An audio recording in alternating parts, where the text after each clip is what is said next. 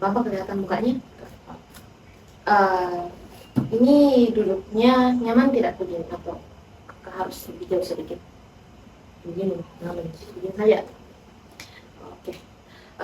Sarah tahu tidak tujuan kakak panggil Sarah ke sini? Konseling. Sarah sendiri tahu tidak konseling itu apa? Tidak. Aku baik. Jadi tujuan kakak panggil Sarah ke sini karena kakak mau, kan sebelumnya Sarah sudah kakak dapat kalau Sarah mengalami sesuatu masalah. Sarah merasa ada masalah tidak dalam dirinya? Ada. Nah, di masalah itu kakak bukan bantu Sarah untuk menyelesaikan itu, tapi kakak cuma mau membantu Sarah untuk memandirikan Sarah supaya Sarah bisa temukan jalan keluarnya sendiri dari masalah. Nah, jadi dalam konseling kan seperti itu yang kakak tadi jelaskan, dan di dalam konseling sebentar misal kalau kakak menanyakan sesuatu, Sarah boleh bicara secara terbuka ya, kayak jawab seadanya atau tidak, kalau bisa jawab semampunya, jawab semua pertanyaan dengan jujur ya. Tapi dari beliau nanti itu Tidak. Oh ya, jadi dalam konseling itu ada namanya asas-asas. Yang pertama paling penting itu namanya asas kerahasiaan. Jadi asas kerahasiaan itu apa yang kamu ceritakan di sini hari ini di tempat ini tidak akan bocor ke orang lain. Jadi yang tahu ini cuma saya, kecuali saya membutuhkan tenaga yang, maksudnya kan ada batasnya pengetahuanku sampai saat ini. Kalau butuh kak sesuatu yang mungkin di luar jangkauanku, akan kuceritakan ke dosenku atau orang yang lebih ahli. Itu enggak apa-apa. Oke. Itu kan pertama ada ke asas kerahasiaan, terus ada asas keterbukaan dan kesukarelaan. Itu yang asas keterbukaan tadi, yang kayak silahkan kamu jawab pertanyaan dengan jujur, dan kesukarelaan itu kayak contohnya yang tadi boleh tidak direkam, sukarela kayak kamu bersedia tidak jadi konseling sampai akhir gitu ya. Jadi ini kan tadi ibu identifikasi kalau Sarah punya masalah pada bagian emosionalnya, kayak ibu dapat informasi dari ibu juga, ya ibu juga dapat informasi dari kamu sendiri kalau kamu merasa mati rasa ya. Nah, dan tujuan konseling ini untuk mengembalikan kembali perasaan kamu, dan selain itu alangkah bagusnya kalau kita berdua buat tujuan bersamanya kita. Oke, boleh? Ibu ambil kertas dulu ya.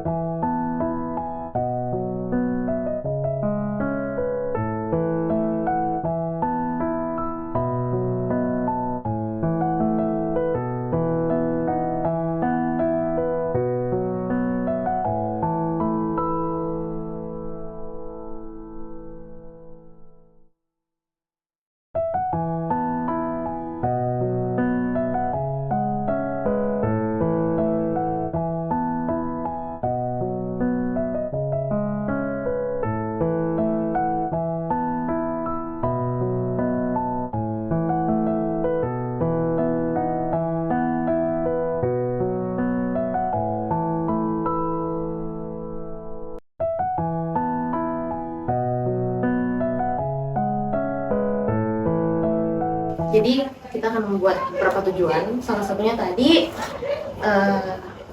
keinginan Sarah itu Sarah mau mengembalikan emosi ya.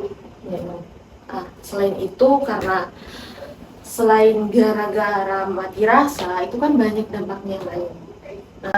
Nah, ini kan konseling, dan dalam konseling itu ada waktu pelaksanaannya itu 45 menit. Dan saat ini kan kita pulang sekolah ya. Jadi misal kalau ibu lewat dari 45 menit, Sarah boleh ingatkan. Jadi kayak kisaran konseling itu dari 30 sampai 45 menit.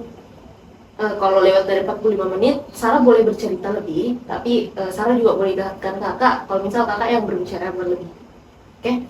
Kamu bisa terbuka sedikit kepada kakak, ceritakan apa-apa saja. Kan tadi ini masalah kamu tentang masalah keluarga ya. Kamu bisa menceritakan secara lebih terbuka mengenai masalah yang kamu alami di rumah. Apa yang kamu dapatkan selama di rumah? Jadi bapak ceritanya tentang keluarga aku kak, dari minta sebenarnya tuh orang tua aku cerai nih, lama cerai. Jadi tinggal ke sama mamaku, menikah lagi. Baru pas harus menikah tinggal ke sama nenekku. Tapi ternyata di satu rumah sama nenekku ternyata lebih galak lagi. Karena sebelumnya tinggal ke sama mamaku, marah-marah terus sih, karena semenjak menikah sama itu suaminya tuh jadi suka marah-marah, jadi pindah sama nenekku, tinggal ke sama nenekku. Kenapa sama nenekku begitu nih, lebih parah lagi nenekku kayak suka marah-marah, kalau marah-marah juga galak sekali. Berat sekali. Dan itu kadang kalau nama Raiko, nama Rai di depanmu atau ada orang lain selain kau? Ya sih, dua-duanya kayak kalau misalnya ada temanku yang dimarahin depan temanku, kalau sendiri tidak ada orang-orang saya dimarahin di sendiri. Tidak, kalau sama tamu enggak dia marah-marah. Tidak sih, Kalau sama temanku sih. temanmu juga. Dan kalau nenek marah di depannya temanmu, bagaimana perasaan? Malu. Kayak bagaimana umpatan hatimu saat itu kalau misalnya nenek marah? Kayak dalam hati dia kayak macam diam begitu aja teman. Tapi tidak berani untuk bilang. Dalam hati dia, Kenapa tidak berani? karena nanti bilangnya temanku, jadi tinggal ke sama mamaku, menikah lagi. Baru pas harus menikah tinggal ke sama nenekku. Tapi ternyata di satu rumah sama nenekku ternyata lebih galak lagi. Karena sebelumnya tinggal ke sama mamaku, marah-marah terus sih, karena semenjak menikah sama itu suaminya tuh jadi suka marah-marah, jadi pindah sama nenekku, tinggal ke sama nenekku. Kenapa sama nenekku begitu nih, lebih parah lagi nenekku kayak suka marah-marah, kalau marah-marah juga galak sekali. Dan itu kadang kalau nama Raiko, nama Rai di depanmu atau ada orang lain selain kau? Ya sih, dua-duanya kayak kalau misalnya ada temanku yang dimarahin depan temanku, kalau sendiri tidak ada orang-orang saya dimarahin di sendiri. Tidak, kalau sama tamu enggak dia marah-marah. Tidak sih, Kalau sama temanku sih. temanmu juga. Dan kalau nenek marah di depannya temanmu, bagaimana perasaan? Malu. Kayak bagaimana umpatan hatimu saat itu kalau misalnya nenek marah? Kayak dalam hati dia kayak macam diam begitu aja teman. Tapi tidak berani untuk bilang. Dalam hati dia, Kenapa tidak berani? karena nanti bilangnya temanku kayak kenapa nih salah marah-marahin ini dan bilang begitu, harusnya dia mau ke sana. Takutnya begitu. Tapi ku bilangnya begitu kayak dalam hati sih kuan. Dan selain sama nenek, ada tidak orang lain? Ada sih dulu Dulu siapa? tantaiku juga pak yang di Papua. Oh, jadi kembali sekarang ke Papua. Siapa? Tantenya. Saya di Papua. Oh, kalau kita kan sekarang di Makassar. Oh, jadi maksudnya sekarang tinggal di Makassar dan mamanya masih Papua. Terus kalau misal nenek marah-marah, apa yang harus dilakukan? Masuk di kamar sih, Masuk di kamar. kunci pintu terus main HP kayak itu volumenya aku kasih besar sampai full. Sampai pulang. Jadi kayak itu suaranya nenek yang marah-marah tidak masuk. Kayak lebih besar gitu suara HP. Kalau misalnya nenek marah depan kamu, bentak sampai suara yang besar sekali, pernah. Dan bagaimana kondisi hatimu saat itu? Kayak apa yang dirasakan hatimu? Kayak mau marah tapi tidak bisa gitu. Karena Masa mau marah? Itu harus gitu. Begitu tuh kayak tahan nafas gitu.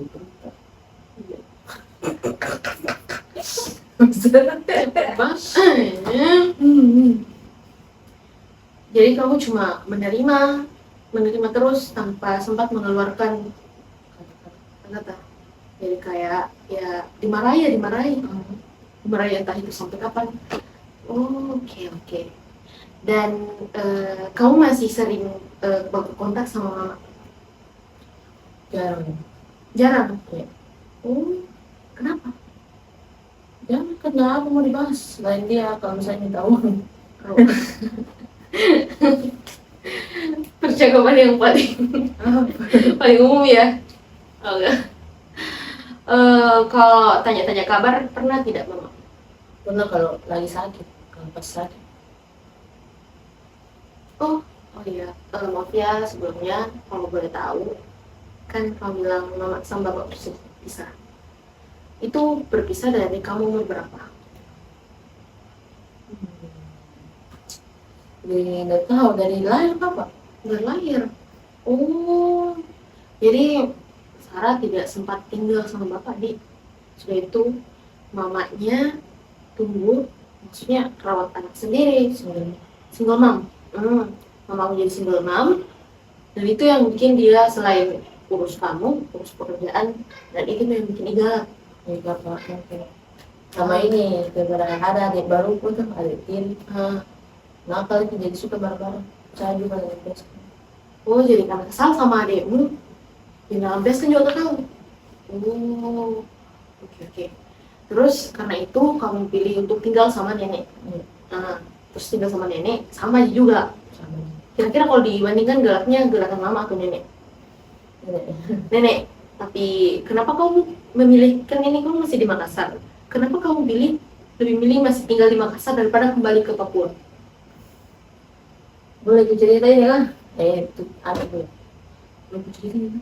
Cerita Mi, nah ada juga nonton nih hidup sini punya satu biji. Oh, disinta aja ya.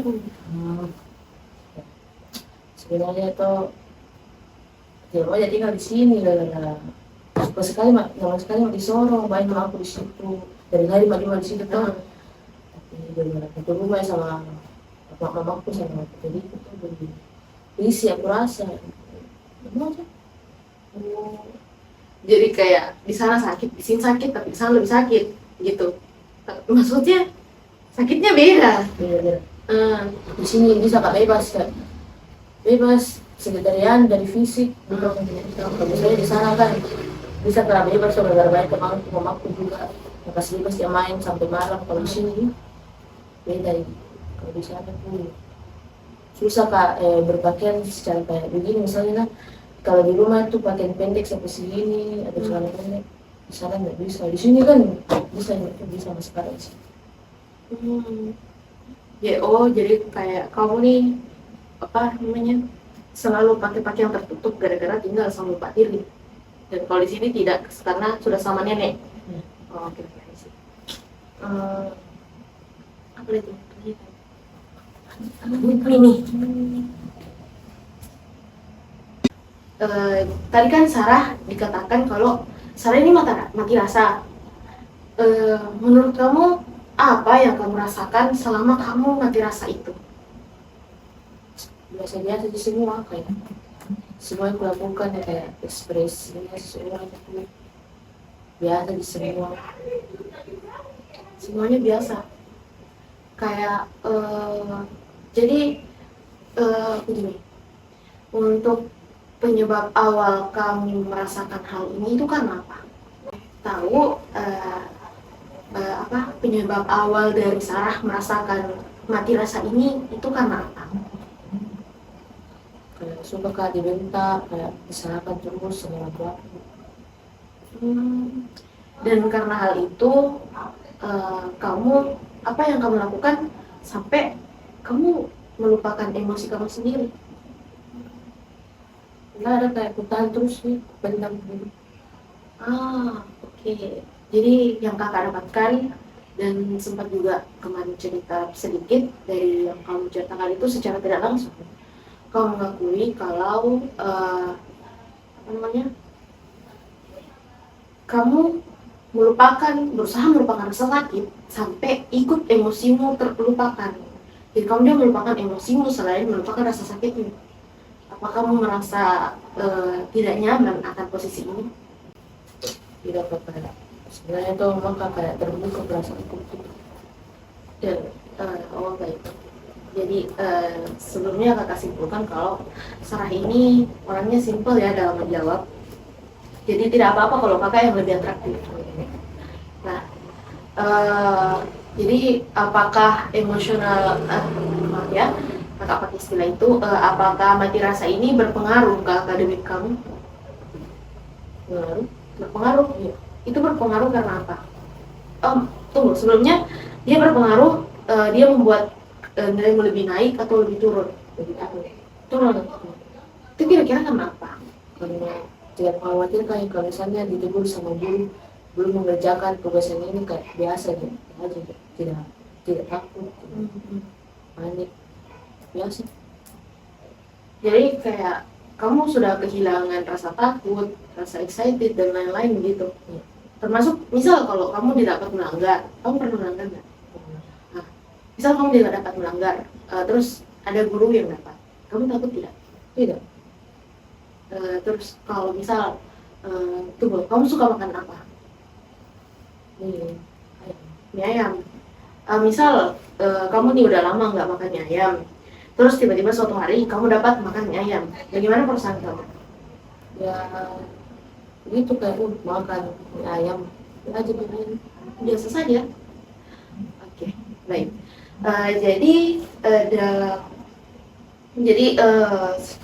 Ini Sarah kakak dapatkan kalau gara-gara kamu berusaha untuk melupakan emosimu sendiri, itu berdampak ke emosimu terlupakan. Kamu gimana ya? Kamu berusaha melupakan rasa sakit dan yang terlupakan itu semuanya, kan? Oke. Jadi Sarah juga tadi berkomitmen kalau Sarah mau mengembalikan kembali perasaan yang hilang. Jadi dalam konseling ini kita punya teknik mindfulness. Mindfulness itu mengembalikan kembali apa yang telah hilang. Maksudnya mindfulness ini artinya kesadaran penuh. Kan saat ini kamu kayak sadar tidak sadar akan perasaanmu kan. Nah, di teknik mindfulness ini ada beberapa teknik. Nggak apa-apa ya kita terapkan sekarang. Coba-coba. Untuk teknik pertama, coba Sarah perbaiki duduknya nyaman. Coba kamu nyaman atau coba bersandar. Nyaman, sudah nyaman. Sekarang kamu tutup mata kamu. Jangan menatap saya, silahkan menghadap kemanapun kepala kamu nyaman. Tutup mata kamu. Tarik nafas perlahan selama 3 detik. 1, 2, 3, tahan 2 detik, 1, 2, dan hempaskan juga 3 detik. 1, 2, 3. Oke, kita lakukan itu 2 kali, ulang. Tarik nafas, 1, 2, 3, tahan, buang. Tarik nafas lagi, tahan, buang. Oke. Sekarang apakah Sarah sudah merasa sedikit lebih rileks? Iya. Nah, sekarang kan Sarah sudah merasa sedikit lebih rileks. Iya. Sekarang namanya adalah body scan. Coba kamu mulai rasakan sensasi-sensasi yang ada di tubuhmu saat ini.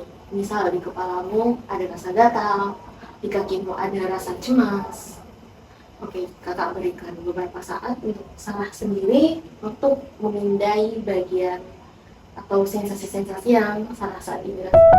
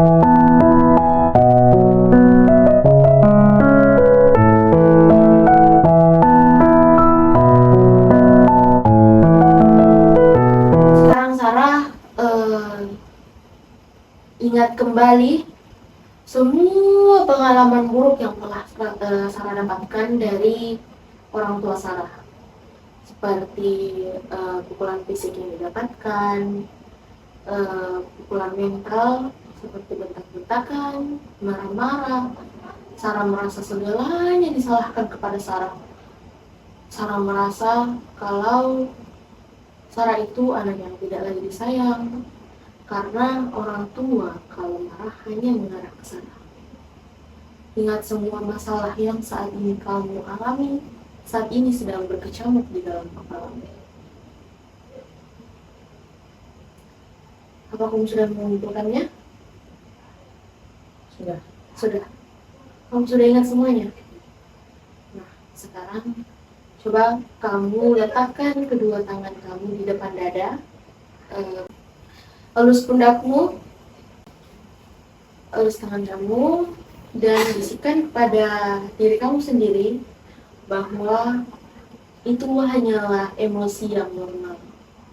Sakit adalah rasa yang harus aku terima, dan tidak apa-apa jika semuanya terjadi seperti itu. Aku harus menerima semuanya, dan rasa sakit yang aku terima bukanlah sesuatu yang sangat besar, melainkan hal normal yang saat ini.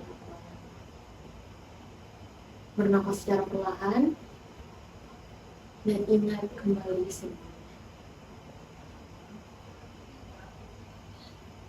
Kamu boleh menikmati diri kamu sendiri. Ibu akan memberikan waktu sejenak.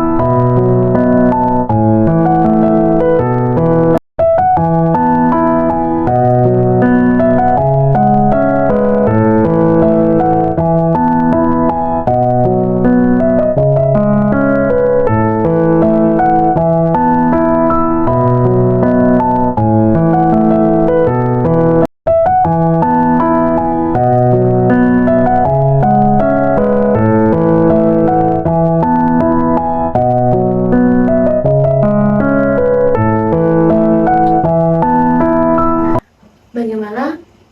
Sarah boleh buka matanya sekarang.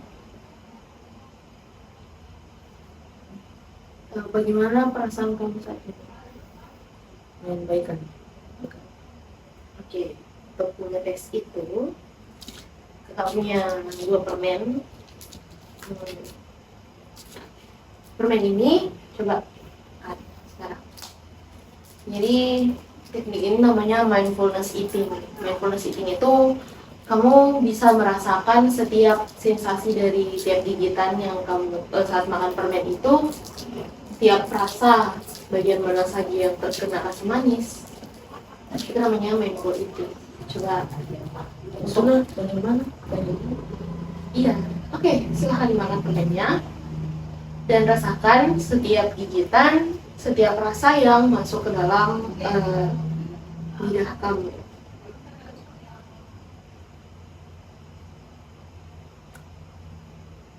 Rasa semuanya. Oke. Nah, kakak mau bertanya, bagaimana experience kamu? Apa ya namanya? Pengalaman kamu, bagaimana yang kamu rasakan selama kita melakukan konseling hari ini? Agak itu berkurang sedikit. Apanya yang berkurang? Beban Pikiran.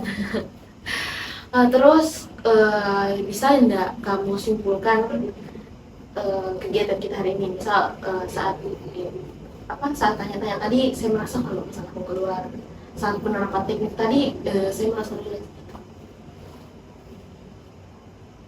pas penerapan teknik kan pas tutup mata yang disuruh dan nafas agak sedikit Relax.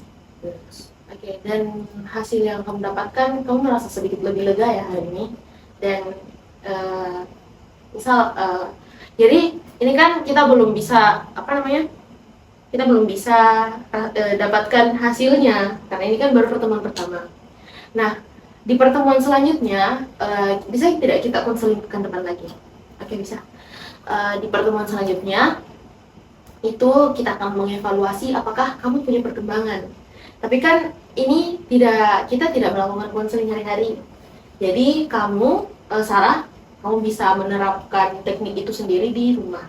Misal orang tua kamu lagi marah-marah nih, lagi bentak-bentak.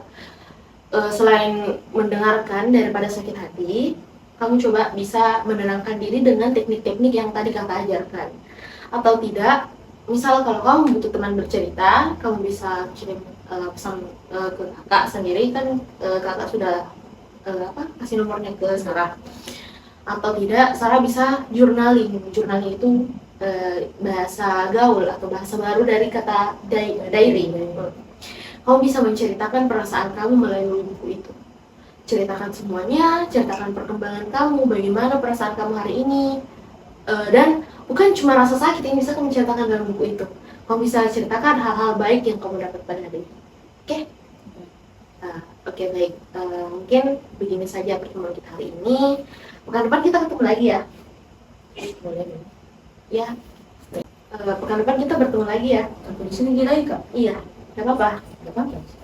Oke, sekarang karena ini kan juga sudah waktu pulang, sekarang Sarah boleh pulang. Hati-hati ya. Baik, sekarang Sarah boleh istirahat. Dan sebenarnya kamu tuh sudah hebat sekali bisa bertahan sampai saat ini. Karena banyak loh anak-anak yang memilih kabur, memilih hal-hal lain lah. Kamu nggak punya pikiran untuk melakukan itu? Tidak. Oke. Jadi kamu tuh sudah hebat banget, sudah luar biasa loh bisa bertahan dengan orang tua yang seperti itu. Dan kita kan tidak bisa merubah hal seperti itu. Dan kamu memilih bertahan, meskipun kamu akhirnya berkorban, tapi akhirnya sendiri kamu bisa menemukan jalan keluar. Oke, kamu boleh pulang sekarang. Selamat beristirahat. Makasih kak. Iya.